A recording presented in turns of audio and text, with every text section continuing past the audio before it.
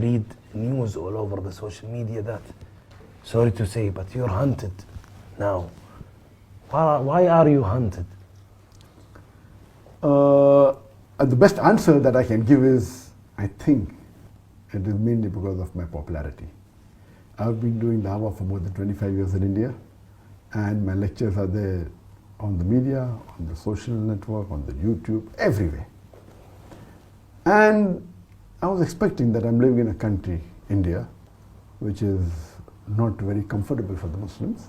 And I've been doing dawah, and I thought, and I was sure, that one day there will be trouble. That was the reason that we had taken whatever precautions we could. And recently, 3 years back, there's a new government that came to power. And we know we have a new Prime Minister, Narendra Modi.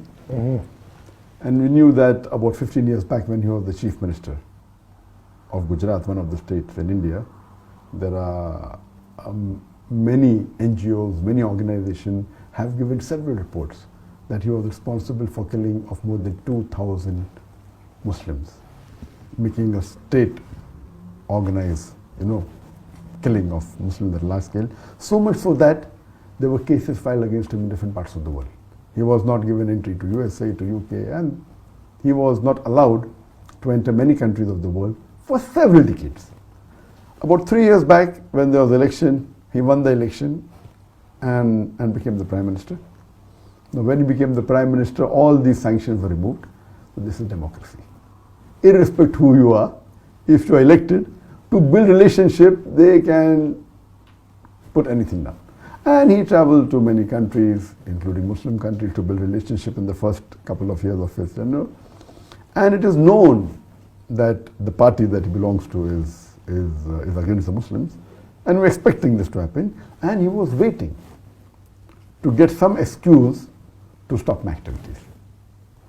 Last Ramadan, on the 27th of Ramadan last year, yes, that the 1st of July, there was a terrorist attack that took place in Dhaka. Sorry. And 6 terrorists, they killed about 20 foreigners in the neighboring country. And one terrorist happened to be my fan on the Facebook. So there was a small article that came in the Bangladeshi newspaper that one of the terrorists is a fan of Dr. Zakir Naik. And such How many fans do you have on Facebook? On the Facebook, alhamdulillah, now there are about 16.6 million fans, out of which so about one out of 16.6 million, 4.5 million are from Bangladesh. Okay. So he's one of the 16.6 million who liked me. And this news had come several times before. Most of the Muslims in the world, because of the popularity of Peace TV, which has a viewership of 200 million, when you catch a Muslim, there are high chances you know me.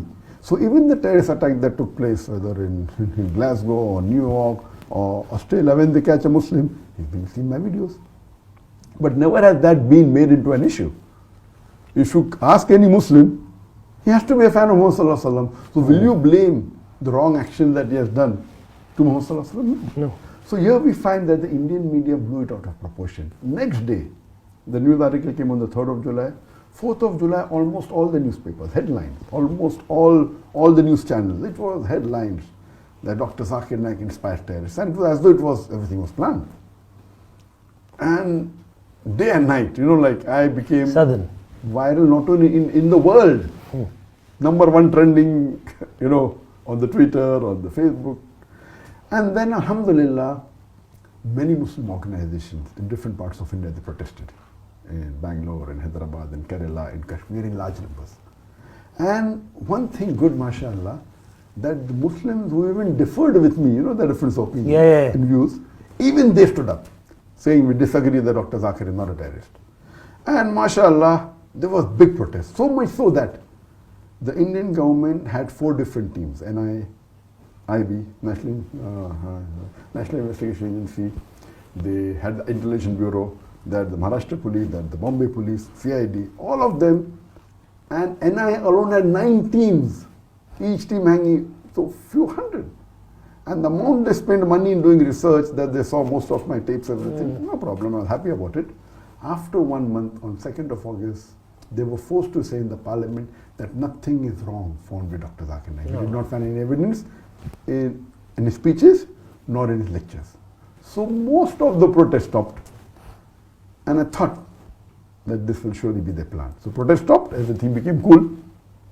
3 months later, in November, the same government says that the Muslim personal law in India should be abolished. You know, India has a Muslim personal law. Muslims can follow the law in inheritance and marriage, etc. So all the Muslims again stood in larger numbers to protest against it. In this fiasco, 2 weeks after this, they banned my organization suddenly. And they banned it for 5 years. Claiming that, you know, they are promoting terrorism.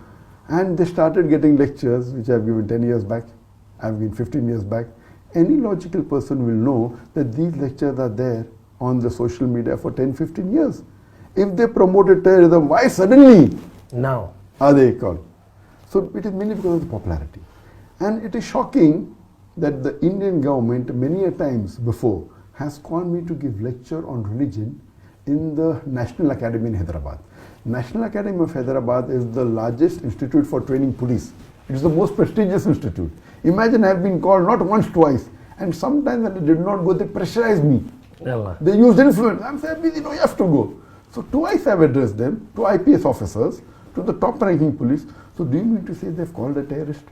Not that they found a lecture which I gave just 6 months back or 1 year back. These lectures were given 10 years, 15 years back. They're taking a clipping out of context and trying to prove to the world that I'm promoting terrorism. And as you may be aware, that the World Economic Forum has said that the second most unjust media in the world is the Indian media. Never ever in the history before has anyone who has been so popular, so well known, his life is open in the media like an open book. You know, we have Peace TV, mashallah, name is Peace, Qanat Salam, having an English language, Urdu, Bangla, Chinese. The network has more than 200 million viewers. A person who's there on the social media for more than 15 years. I've been giving talks for more than 25 years. And alhamdulillah, I've been awarded, though I don't think so I deserve it, I've been awarded the most prestigious Islamic award in the world. That is the King Faisal Award for the service of Islam, which is equivalent to the Nobel Prize of Peace. It is the highest award.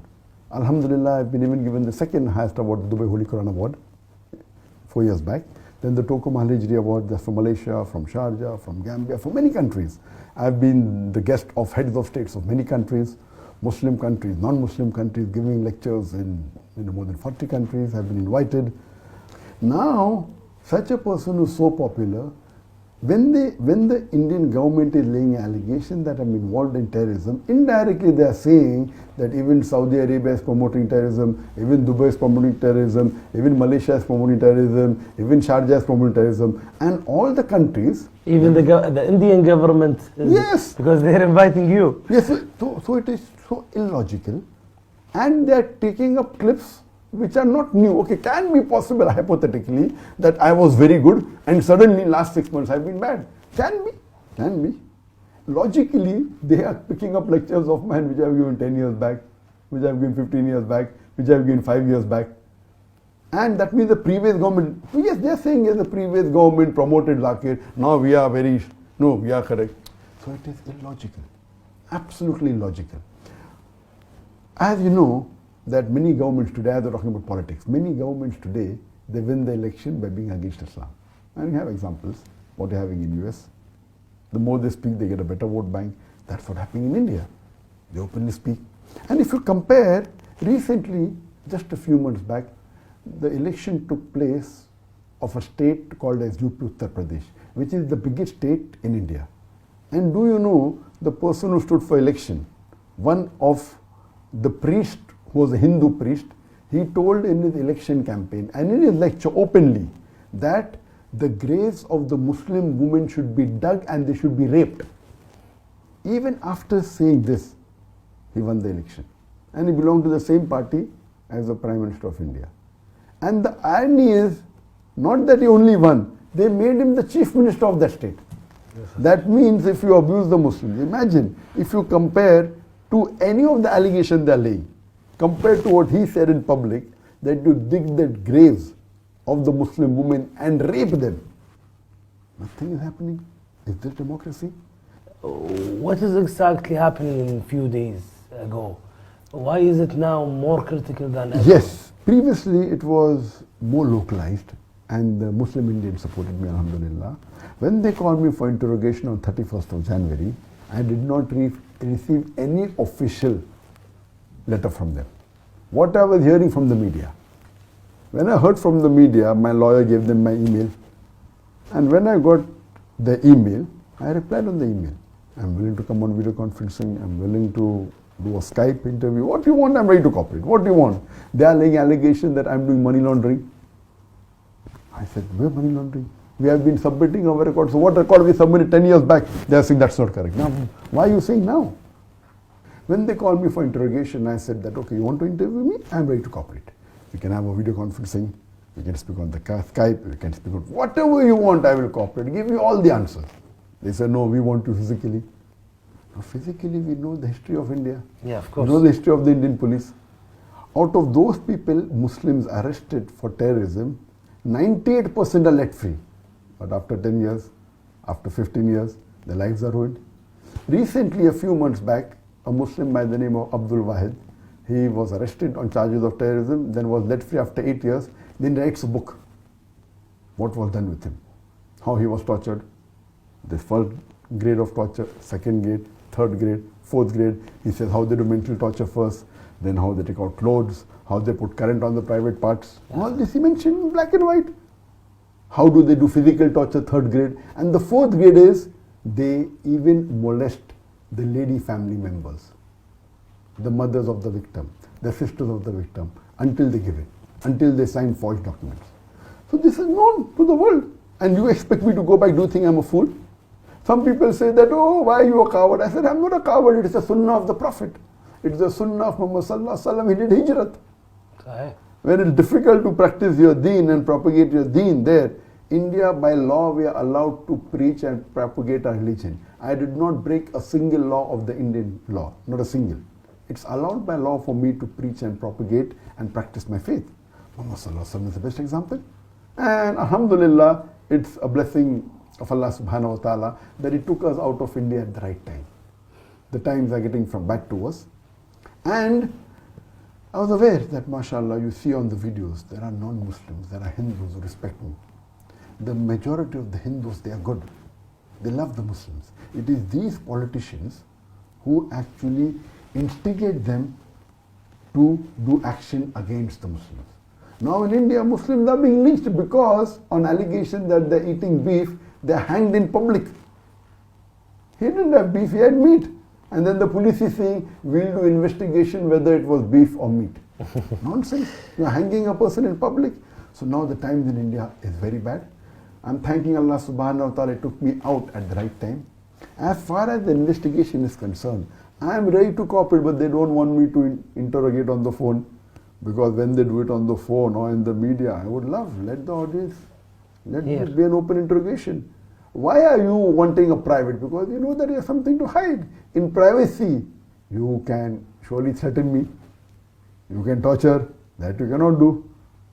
In public, you cannot do on a video conferencing. So this is nothing but tactics. Now the media is saying, because they gave me 3 summons and I did not respond to that, now they have put an unbailable warrant against me. One. This is what happened a few days ago. That happened about a month back. Yeah. Few days back, what happened, 10 days back, that warrant they took and now they are telling to the Indian government that request to the Interpol that Dr. Zakir Naik should be put on the red corner notice. So now, 1 week back, the Indian government, according to the media reports, have sent a request to the Interpol saying that Dr. Zakir Naik is promoting terrorism, therefore he should be put on the red corner notice, and anywhere in the world, any country finds him, should arrest him and send him to India.